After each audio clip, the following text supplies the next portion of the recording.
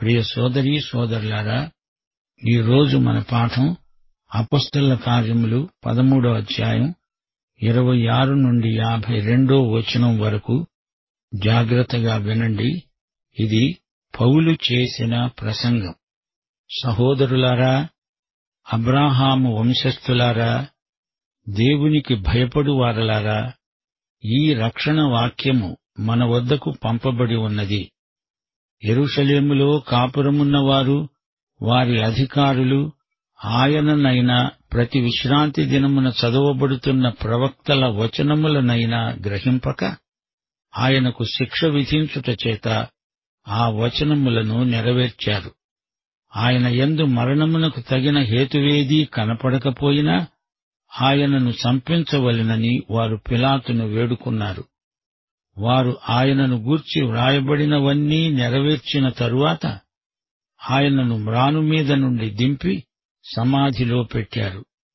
అయితే దేవుడు మృతులలో నుండి ఆయనను లేపాడు. ఆయన గలిలయ నుండి యెరూషలేమునకు తనతో కూడా వచ్చిన వారికి అనేక దినములు కనపడ్డాడు. వారిప్పుడు ప్రజల ఎదుట ఆయనకు సాక్షులై ఉన్నారు. దేవుడు యేసును లేపి పితరులకు చేసిన వాగ్దానమును మన పిల్లలకు నెరవేర్చి ఉన్నాడని మేము మీకు సువార్త ప్రకటిస్తున్నాము. అలాగే నీవు నా కుమారుడవు, నేడు నేను నిన్ను కన్నాను అని 2వ కీర్తనయందు రాయబడి ఉన్నది. మరియు ఇక కుళ్ళు పట్టకుండా ఆయనను మృతులలో నుండి లేపటాన్ని బట్టి దావీదునకు అనుగ్రహించిన పవిత్రమైన వరములను మీకు అనుగ్రహిస్తాను, అవి నమ్మకములైనవి అని చెప్పాడు. కాబట్టి వేరొక కీర్తనయందు నీ పరిశుద్ధుణ్ణి కుళ్ళు పట్టనీయవని చెబుతున్నాడు. దావీదు దేవుని సంకల్పము చొప్పున తన తరము వారికి సేవ చేసి నిద్రించి తన పితరుల వద్దకు చేర్చబడి కుళ్ళిపోయాడు గాని దేవుడు లేపినవాడు కుళ్ళు పట్టలేదు. కాబట్టి సహోదరులారా, మీకు ఈయన ద్వారానే పాపక్షమాపణ ప్రచురమవుతున్నదని, మీరు మోషే ధర్మశాస్త్రము వలన ఏ విషయములలో నీతిమంతులుగా తీర్చబడలేకపోయారో ఆ విషయములన్నిటిలో విశ్వసించే ప్రతివాడు ఈయన వలననే నీతిమంతుడిగా తీర్చబడతాడని మీకు తెలియునుగాక. ప్రవక్తల గ్రంథమందు చెప్పబడినది మీ మీదికి రాకుండా చూసుకోండి. అదేమనగా, ఇదిగో, తిరస్కరించే వారలారా, ఆశ్చర్యపడండి, నశించండి. మీ దినములలో నేనొక కార్యము చేస్తాను. ఆ కార్యము ఒకడు మీకు వివరించినా మీరెంతమాత్రము నమ్మరు అన్నాడు. వారు సమాజ మందిరములో నుండి వెళ్లుతూ ఉండగా ఈ మాటలను మరుసటి విశ్రాంతి దినమున తమతో చెప్పాలని జనులు వేడుకున్నారు. సమాజ మందిరములోని వారు లేచిన తరువాత అనేకులు యూదులను, భక్తిపరులైన యూద మతప్రవిష్టులను పౌలును బర్నబాను వెంబడించారు. వీరు వారితో మాట్లాడుతూ దేవుని కృపయందు నిలకడగా ఉండాలని వారిని హెచ్చరించారు. మరుసటి విశ్రాంతి దినమున దాదాపుగా ఆ పట్టణమంతా దేవుని వాక్యము వినడానికి కూడి వచ్చింది. యూదులు జనసమూహములను చూచి మత్సరముతో నిండుకొని దూషిస్తూ పౌలు చెప్పిన వాటికి అడ్డం చెప్పారు. అప్పుడు పౌలు, బర్నబా ధైర్యముగా అన్నారు, దేవుని వాక్యము మొదట మీకు చెప్పడం ఆవశ్యకమే. అయినా మీరు దానిని త్రోసివేసి మిమ్మును మీరే నిత్యజీవానికి అపాత్రులుగా ఎంచుకుంటున్నారు. గనుక ఇదిగో, మేము అన్యజనుల వద్దకు వెళ్ళుతున్నాము.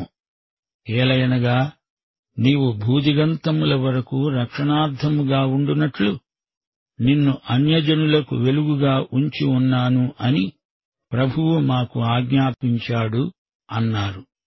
అన్యజనులు ఆ మాట విని సంతోషించి దేవుని వాక్యమును మహిమపరిచారు. మరియు నిత్యజీవమునకు నిర్ణయింపబడిన వారందరూ విశ్వసించారు. ప్రభువు వాక్యము ఆ ప్రదేశమందంతటా వ్యాపించింది.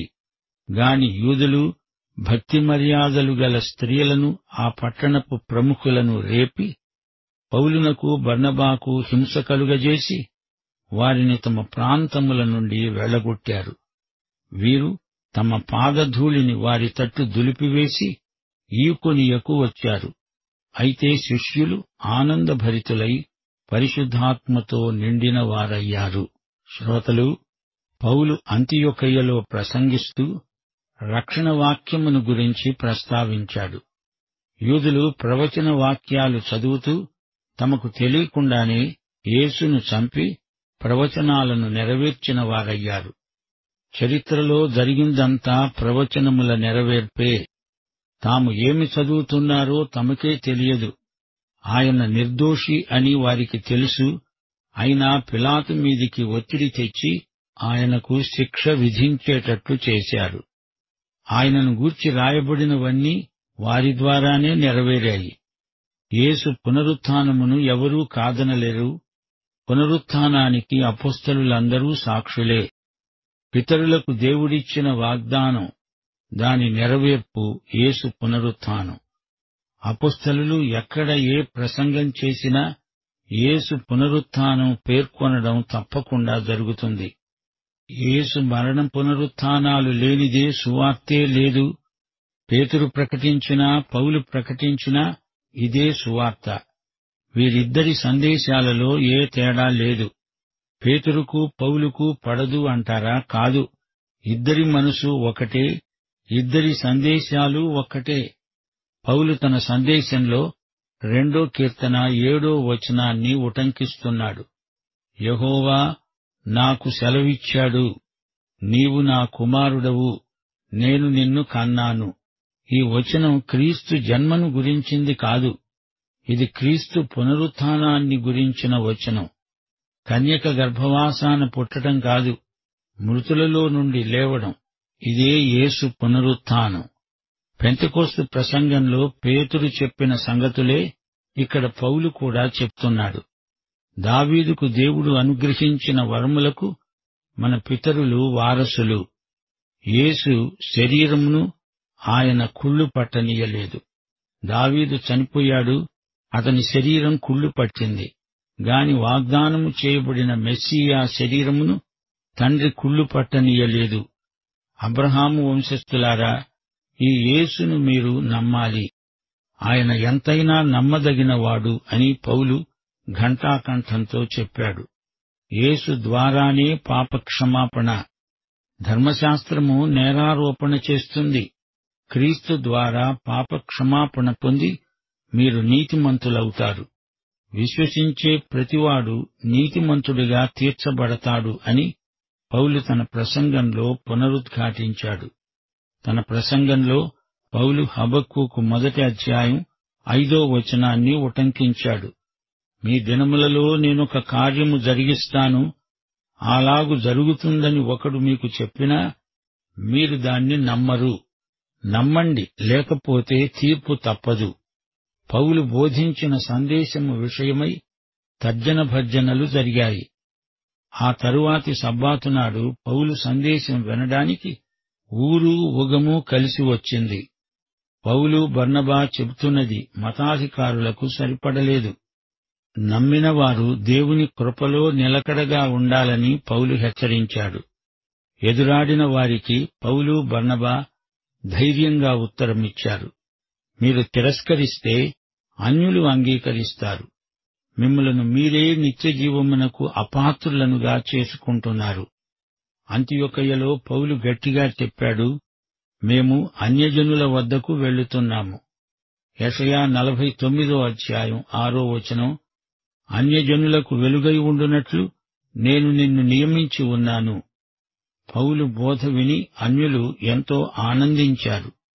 వారు దేవుని వాక్యమును మహిమపరిచారు. నిత్యజీవమునకు నిర్ణయింపబడిన వారందరూ విశ్వసించారు. అందరికీ ప్రకటిస్తాము గాని దేవుడు ఎవరిని నిర్ణయించాడో వారే వింటారు, రక్షించబడతారు. అయితే కొందరు యూదులు పురప్రముఖులను సౌలు బర్నబాల మీదికి రెచ్చగొట్టారు. పౌలు బర్నబా వారి పాదధూళి ఊరి బయట దులిపివేసి అక్కడి నుండి ఈకొనియకు వెళ్లిపోయారు. పెంతెకొస్తునాడు పేతురు ప్రసంగానికి, అంతియోకులో పౌలు చేసిన ప్రసంగానికి పోలికలున్నాయి. యేసు రాకడ చరిత్రకు పరాకాష్ఠ బిందువు అని పౌలు చెబుతున్నాడు. యూద జాతి చరిత్ర పరిణతి యేసునందు శేఖర బిందువును అందుకున్నది. చరిత్ర గతి చక్రభ్రమణం లాంటిది, చరిత్ర పునరుక్తి అవుతుంది అని కొందరి వాదం. మానవ చరిత్రలో ఏముంది? మనుషులు చేసిన పాపాలు, మానవుల స్వలాభపరాయణత్వం, పరపీడన, ఇదే చరిత్ర అని మరికొందరి వాదం. అయితే చరిత్రను గురించిన క్రైస్తవ దృక్పథం వేరు. చరిత్రకు దేవుడు యేసుక్రీస్తు. ఆయన చరిత్రనంతా ఒక నిర్దిష్ట బిందువు వద్దకు నడిపిస్తున్నాడు. చరిత్రలో దేవుని సంకల్పం ఒకానొక రోజున నెరవేరుతుంది అని విశ్వాసుల అవగాహన. పౌలు తన ప్రసంగంలో స్పష్టం చేస్తున్నాడు, మానవులు క్రీస్తునందు చరిత్ర యొక్క పరమార్థాన్ని చూడలేకపోతున్నారు. దేవుని మార్గాన్ని, దేవుని చిత్తమును మానవుడు వ్యతిరేకిస్తున్నాడు. దేవుని సంకల్పాన్ని చరిత్రలో చూడలేని గుడ్డివాడైపోతున్నాడు మానవుడు. దేవుడు మానవునికిచ్చిన స్వేచ్ఛ దుర్వినియోగమైతే అది మానవుని నిత్య నాశనానికి దారితీస్తుంది. ఇది పౌలీయమైన భావన. మానవుడు జీవాధిపతిని హత్య చేశాడు, చంపాడు. కాని దేవుడే గెలిచాడు. దానికి యేసు పునరుత్థానమే బలమైన రుజువు. సమస్తము దేవుని వశంలో ఉంది. దానికి యేసు పునరుత్థానం సమగ్రమైన రుజువు. పునరుత్థానం ప్రవచనాల నెరవేర్పు. దావీదుకు దేవుడు వాగ్దానాలు చేశాడు. ఆ వాగ్దానాలు దావీదునందు నెరవేరలేదు కాని క్రీస్తునందు నెరవేరాయి. చరిత్ర వర్తులం కాదు. చరిత్ర గురిలేని పందెం కాదు. చరిత్ర మొత్తంలో క్రీస్తునందు దేవుని సంకల్పం నెరవేరింది, నెరవేరుతుంది. క్రీస్తు రాకడ శుభవార్త. ధర్మశాస్త్రం ప్రకారం ఎవ్వడూ జీవించలేడు. ధర్మశాస్త్రం మీరానే అనే అపరాధ భావన మనిషిని పట్టి పీడిస్తుంది. క్రీస్తునందు మానవుని పాపాలు క్షమించబడ్డాయి. క్రీస్తునందు శిక్షావిధి లేదు. క్రీస్తునందు మానవునికి దేవునితో సహవాసం పునరుద్ధరించబడింది. ఈ సువార్త యేసును తిరస్కరించే వారికి దుర్వార్త అవుతుంది. దేవుడు ఎవరికి ఈ ఆశీర్వాదాలిస్తాడో వాటిని తిరస్కరించిన వారికి ఆ ఆశీర్వాదాలే శాపమవుతాయి. పిసిదియలోని అంతియోకులో పౌలు ప్రసంగం అన్యులకు కనువిప్పు. అంతియోకు పలు సంస్కృతులు కలిసిన చోటు. అలెగ్జాండరు యొక్క రాజకీయ వారసుడు నిర్మించిన నగరమది. అది రోమను వలస కేంద్రమైంది. అంతియోకులోని పౌరులు నానా సంస్కృతులకు చెందినవారు. గ్రీకులు, యూదులు, రోమనులు వీరు కాక అక్కడి వారు ఆదిమవాసులు కొందరున్నారు. వారు పృగియను ప్రజలు. వారు ఉద్రేకపరులు. వారికి స్థిరమైన బుద్ధి ఉండదు. ఎవరేది చెప్పినా అదొక వివాదమై తర్జన భర్జన వ్యాసంగం కిందికి దిగుతుంది. అంతియొకయ్యలోని యూదులు రెచ్చిపోవడానికి కారణం ఒకటే. సున్నతి లేని అన్యులను యూదులతో సమానం చేయడం యూదుల దృష్టిలో నేరం, అపచారం. యూదమతంలో కొందరు స్త్రీలకు అనుకూలమైన అంశాలున్నాయి. అన్యులలో కుటుంబ జీవితాలు అస్తవ్యస్తమైపోయాయి. యూదమతంలో సత్య ఏక దేవుడున్నాడు.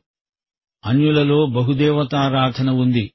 అనేక మంది స్త్రీలు యూదమతంలోకి వచ్చిన వారున్నారు. వీరు దేవునికి భయపడేవారు. వీరందరూ ఏకమై క్రైస్తవ బోధను వ్యతిరేకించారు. దానికి ఫలితంగా క్రైస్తవులకు శ్రమలు, హింసలు కలిగాయి. పౌలుకు, బర్నబాకు అంతియోకు అపాయకరమైన స్థలంగా మారింది.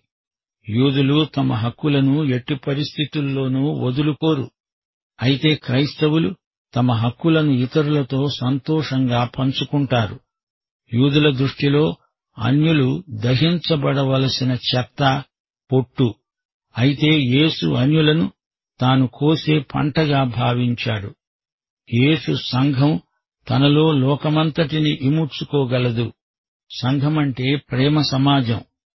పౌలు విభిన్న జాతులు, సంస్కృతులు కలగాపులగంగా ఉన్న చోట అంతియోకులో క్రీస్తును ప్రకటించాడు. ఈ అధ్యాయంలో 17 నుండి 23 వచనం వరకు పౌలు వాడిన క్రియాపదాలను గమనించండి. 1. దేవుడు మన పితరులను ఏర్పరచుకున్నాడు. 2. దేవుడు తన ప్రజలను హెచ్చించాడు. 3. వారిని తన భుజబలము చేత బయటికి తెచ్చాడు. 4. అరణ్యములో వారి చేష్టలను సహించాడు. 5. స్వాస్థ్యములను తన వారికి పంచి ఇచ్చాడు. 6. దావీదును రాజుగా ఏర్పరిచాడు. 7. సౌలును తొలగించాడు. 8. ఇశ్రాయేలుకు రక్షకుడైన యేసును దేవుడనుగ్రహించాడు. 32వ వచనంలో పౌలన్నాడు, మేము మీకు సువార్త ప్రకటిస్తున్నాము, వినండి. ప్రియ శ్రోతలు, వింటున్నారా? పౌలు, బర్నబా తమ పాదధూళి ఊరి బయట దులిపేశారు. ఇది ప్రభువు నేర్పిన విధానం. ప్రజలకు సువార్త ప్రకటిస్తే వారు వినకపోతే వారికి వ్యతిరేకంగా వారి కాలిదుమ్ము రేపు సాక్ష్యమిస్తుంది. నీతిమంతుడని నీతిమంతుణ్ణి చేర్చుకునేవాడు నీతిమంతుని ఫలం పొందుతాడు. ప్రవక్త అని ప్రవక్తను చేర్చుకునేవాడు ప్రవక్త ఫలము పొందుతాడు. తిరస్కరిస్తే దానికి తగ్గ ఫలం పొందుతాడు అని ప్రభువు శిష్యులకు కొండమీది ప్రసంగంలో నేర్పించాడు. అదే విధానం పౌలు, బర్నబా అనుసరించడం విశేషం. యోహాను సువార్త 1వ అధ్యాయం 11-12 వచనాలు, యేసు తన స్వకీయుల దగ్గరికే వచ్చాడు. ఆయన స్వకీయులే ఆయనను అంగీకరించలేదు. తనను ఎందరు అంగీకరించారో వారికందరికీ, అనగా తన నామమందు విశ్వాసముంచిన వారికి దేవుని పిల్లలవడానికి ఆయన అధికారం అనుగ్రహించాడు. మత్తయి సువార్త 10వ అధ్యాయం 14వ వచనంలో ప్రభువు అన్నమాట మా శ్రోతలు గుర్తించాలి. ప్రభువు అన్నాడు, ఎవడైనా మిమ్మును చేర్చుకొనక మీ మాటలు వినకుండిన ఎడల మీరు ఆ ఇంటినైనా ఆ పట్టణమైనా విడిచిపోవునప్పుడు మీ పాదధూళి దులిపివెయ్యండి.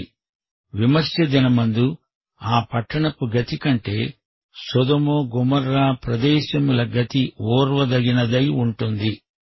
ప్రియ శ్రోత, నువ్వు యేసును అంగీకరించి ఆయన శిష్యుడివై ఆయన చెప్పినట్లు చేస్తున్నావా?